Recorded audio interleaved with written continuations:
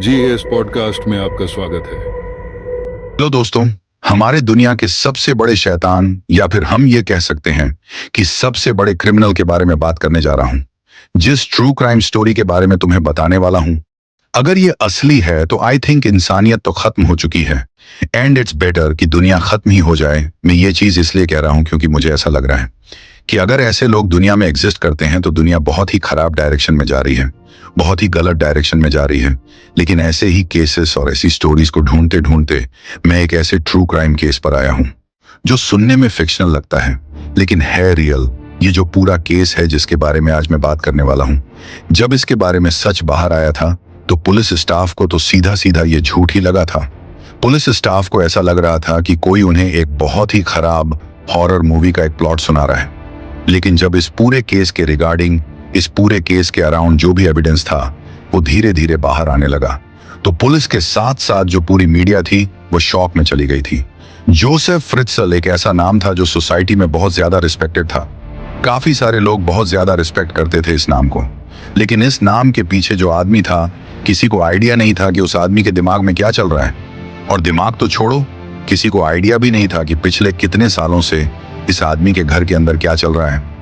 Joseph एक बूढ़ा आदमी था जो अपनी वाइफ के साथ रहता था जिसका नाम था रोजमेरी। और जोसेफ और रोजमेरी के टोटल 7 बच्चे थे, जिनमें से एक थी एलिजाबेथ। बाकी बच्चों की तरह नहीं थी। एलिजाबेथ और जोसेफ की कभी नहीं बनती थी। वह पूरे टाइम लड़ते रहते थे और इन दोनों के वजह से, इन दोनों की लड़ाइयां की वजह से घर का मूड हमेशा खराब सा ही रहता था। असली स्टोरी तब शुरू हुई जब एलिजाबेथ ने अपना घर ही छोड़ दिया टू जॉइन अ कल्ट।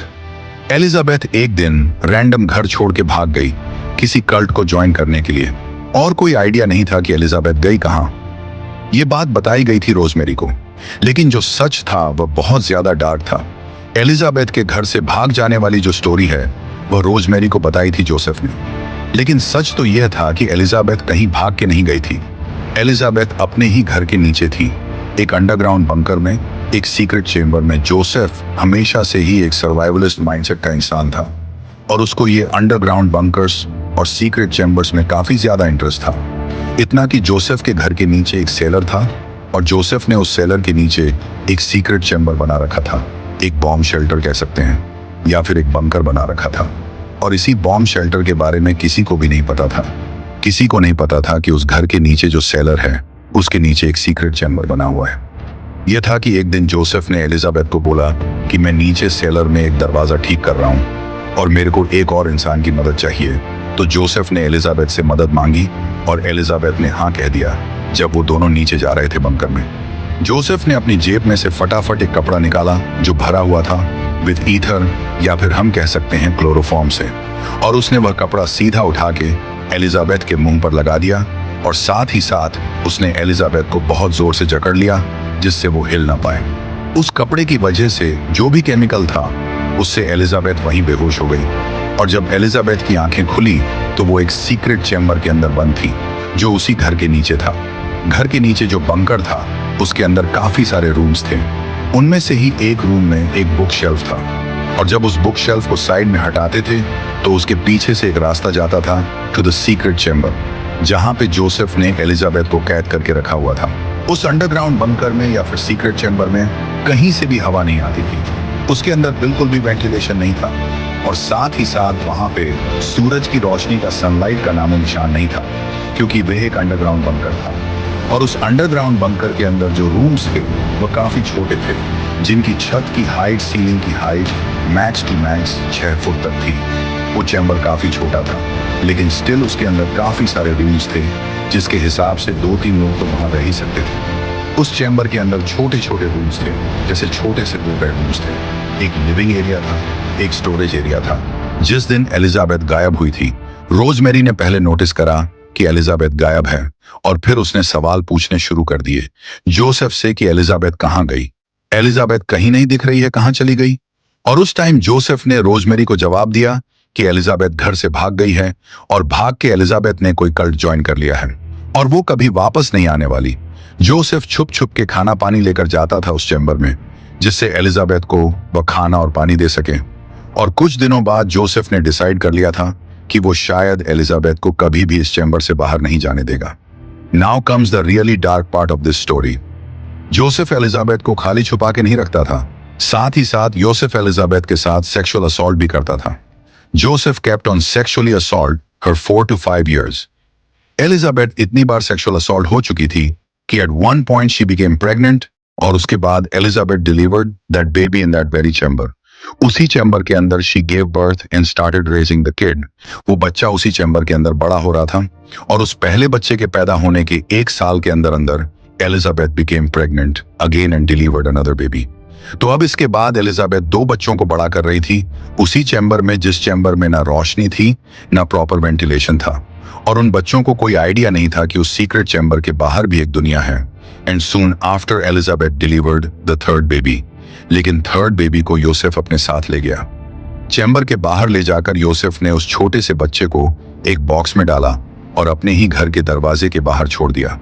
बाद में योसेफ ने रोजमेरी को बताया कि उसको यह बच्चा घर के बाहर मिला है, और उसको यह लगता है कि Elizabeth became pregnant after joining the cult, जो कहानी पहले रोजमेरी को सुनाई गई थी।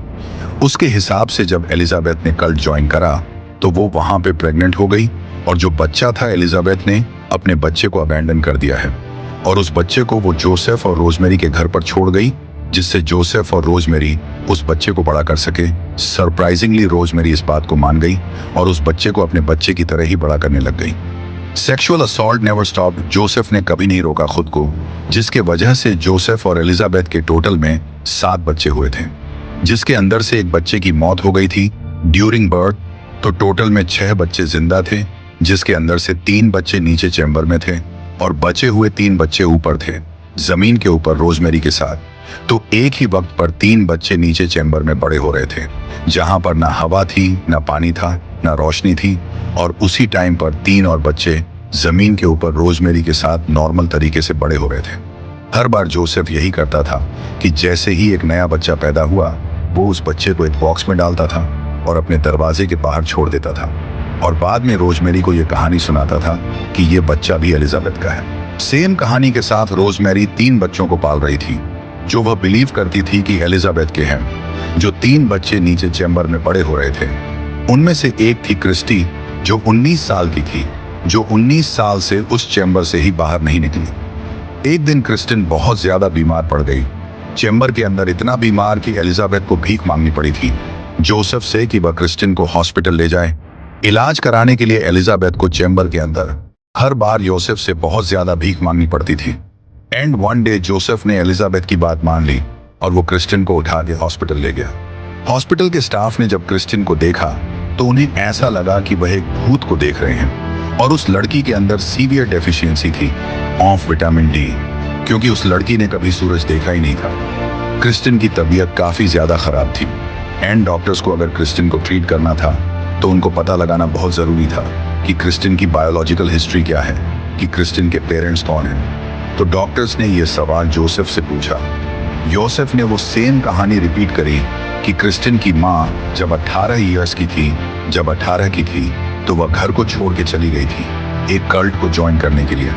और जब क्रिस्टिन पैदा हुई तो एलिजाबेथ, जो जोसेफ की बेटी थी, उसने क्रिस्टिन को जोसेफ के घर के दरवाजे पर छोड़ दिया था।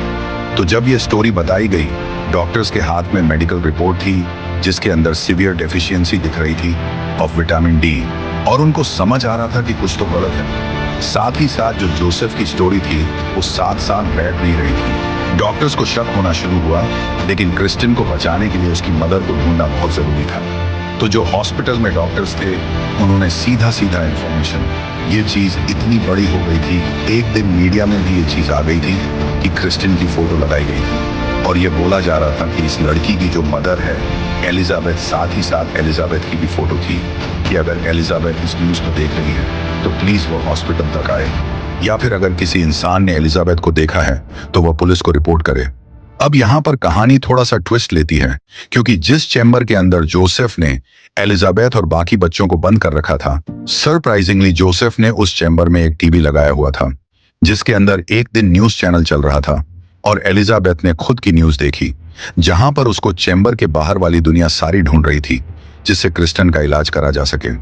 जैसे ही एलिजाबेथ ने न्यूज देखी, वह यूसेफ से भीख मांगने लग गई कि मेरे को प्लीज प्लीज हॉस्पिटल ले चलो, क्योंकि मेरी बेटी की जान बच जाएगी। सरप्राइजिंगली योसेफ मान गया, लेकिन उसने एलिजाबेथ के सामने एक शर्त रखी। उसने यह शर्त रखी कि हॉस्पिटल पहुंच के एलिजाबेथ को सबको यही स्टोरी बतानी है कि वह एक कल्ट से भाग के आई है और वह बहुत टाइम पहले 18 साल की उम्र पे घर को छोड़ के चली गई थी। कल्ट को ज्वाइन करने ये शर्त मान ली एलिजाबेथ ने और जोसेफ एलिजाबेथ को हॉस्पिटल ले गया।